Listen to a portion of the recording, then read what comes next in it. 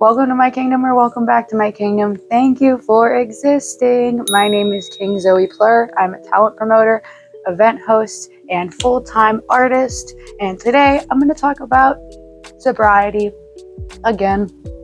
What else is new? Today's video is about things that I have learned after being a year sober from alcohol, and I also stopped doing nose beers and other things. But before we get into that, don't forget to trade some candy with the like button and subscribe for more videos like this. I also do like party hosting vlogs, candy making videos, candy tutorials. I have all of my videos organized into playlists, and they will all be in the description of all of my videos.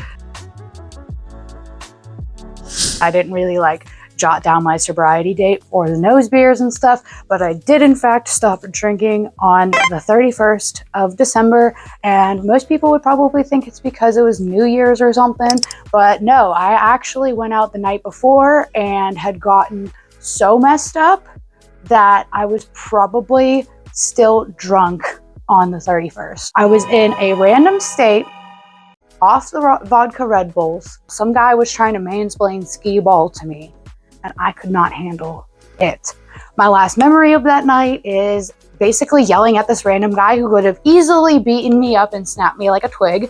And yeah, I woke up with a bunch of bruises, probably from the skee ball machine, and realized I'm never drinking again. I can't handle this, obviously. I would like to tell y'all some really fun, awesome things that I've learned in sobriety. Some things that have continued to keep me sober, even whenever I was having some temptations and some guilt, because I have relapsed one time back whenever I was going through my breakup in April. I didn't know these skills at that point.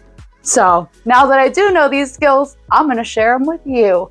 And my number one thing that I have to say is, whenever you start caring for your health, whether you go to parties or not, you will meet some of the best friends that you will ever meet in your entire life. I'm not kidding. The second you start valuing your health, valuing yourself, your time to relax, really be in your surroundings and mindful of what's going on around you, the more you do that, the more you'll be drawn to the kind of people that you're supposed to be with in life. I stopped drinking back in December of last year. Right after I stopped drinking, loved up last year, I met one of my best friends, and we all formed a friend group together. Now we're this huge group. Well, it's 3 people, so. But anyway, I met my best friend at Loved Up last year after I stopped drinking. Okay? And I used to have really, really shitty friends. Really shitty friends who only cared about getting messed up and putting me in danger. They would do anything for a bag, and not even the good kind of bag. You can still experiment with things and have fun. Whenever you're getting to the point that you're doing it all the time and you're surrounding yourself with people who are not really trying to do better for themselves, you are going to fall into the habit of not trying to do better for yourself either. So the second that you actually value your health and you value getting better for yourself, the people around you will start to appreciate you more. It's this weird thing that happens. You do end up losing a lot of friends, but they weren't really your friends to begin with. And it takes a couple months, but after you lose those friends, holy heck, the drama that just disappears, and you realize all of a sudden, wow, life is easier, less hard to live now that you aren't surrounded by people who are couldn't care less about your well-being. The whole mindfulness kind of goes in my next point. When I go to these parties, I actually can remember most of the night because I'm coherent. I'm not hungover or having the sad Monday scaries or Sunday scaries, whenever the hell you get them, because sometimes the binge lasts till Sunday and you have them on Monday, Tuesday, and Wednesday. Don't even get me started. And music festivals have been so much more. I feel I'm actually getting my money's worth. There's nothing that I hate more than going to an event and still having FOMO, because I spent most of my time in the hotel room or at the campsite vomiting. No, we're not having that in 2025. We are not. Even if you just want to not drink and not do some things some weekends, you will definitely feel and notice a difference. And I'm never one to be like, everybody just needs to stop doing everything, because it's all about like pacing yourself. But part of my thing is I didn't know how to do that. So yeah, and it really helped that I didn't actually, I'm just now learning how to drive, which is crazy because I'm 25, but I talked about that either in my last video or the next one, that's why I'm wearing the same outfit, because I recorded them within an hour of each other. I'm just now learning how to drive, so I'm really stoked that I quit drinking before I learned how to drive, because the amount of people who literally die from drunk driving accidents is insane. And I was not trying to drive to an event, have to leave my car there, go home with somebody else because I'm drunk, get driven home, somehow make it back to wherever I left my car so I could get my car. It's just not making sense. If we delete the middleman, we don't even have to worry about drunk driving. We don't have to worry about, like, at least for myself, like, I don't have to worry about doing that and committing a legit crime. Some of y'all are gonna hate to hear it, but I'll say this. That coke and alcohol breath is, oh my God, I'm gonna gag just thinking about it. Some of y'all need gum. I'm not kidding. You know what I mean? And back in the day, listen, I started my little like underground rave experience being the gum waiter. And I literally had a tray of gum and I would give gum out to people and people would be like, you say my breath stinks, you say my breath stinks. I didn't know their breath stank at the time because I was also really like coked out and on things and drunk and messed up. So once I stopped doing those things, all of a sudden my mucous membranes, like after a couple years, just regenerated and I could start smelling things again. And I started realizing that y'all truly stink. Some of y'all, okay? Some of y'all really need to brush your teeth and eat some gum. And I feel kind of bad because early on, like I said, I would have my little gum tray and people would be like, oh my God, does my breath stink? And I didn't know that their breath stank because my breath did stink as well. My breath was hot. You just don't realize these things. You don't realize you're thirsty. You don't realize you gotta pee. You don't realize you gotta puke. You have to puke, but it won't come out. Your breath is stinky. It's like, it's why it's a sometimes if you can handle it type of thing. And if you can't handle doing it just sometimes, then you gotta cut it out. I don't know if I'm being too like blunt or honest. Let me know. Am I offending anybody? Am I gonna get canceled for this? Spending less money on ingestibles, unless they're like food.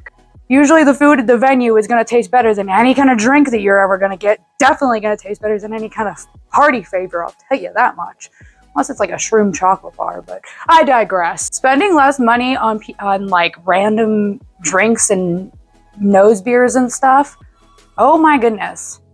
Saving that money for the food, the vendors, merch, vinyls, CDs, literally anything that the merch table is selling or any of the vendors are selling. Dude, those permanent things that you can take home from raves are so much more special than, or concerts or whatever you're doing. They're so much more special than any kind of messed up time that you're gonna have on like a bunch of drugs. It's not gonna be as fun for you and you're not even gonna be able to remember anything. Like I straight up regret doing as much as I did at places and being like, I have to save money for this, I have to save money for that, but not saving money for artists when I literally was an artist. Like I've been selling things online since I was a teenager.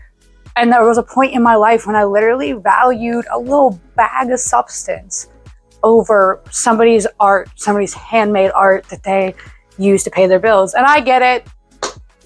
Listen, dealers got to pay their bills too, but that shit sells itself. You don't need to be doing it too. If you can't handle it, then don't. And that's what I remember in my brain all the time. I just keep reminding myself that it is not for me. I feel like some of the things I said are a little bit controversial and twisted, but they help me. So I'm gonna share it because I feel like there's not enough content out there like this. Just trying to be your little sober buddy, you know? Always trying to look out for what's best. I might be a little messed up in the brain, but look, that's how we got here. We're all a little messed up in the brain. And I feel like we need more sober raver creators and just people who are sober, who are not trying to push any kind of religion or spiritual junk onto people, just because I feel like it's a lot more inclusive when you don't do that. Like, I don't think there's anything wrong with people who do recover in religion-based recovery, but like, that's for certain people. It doesn't work for everybody, but also it is like the most common type of recovery. So I feel like there just needs to be more.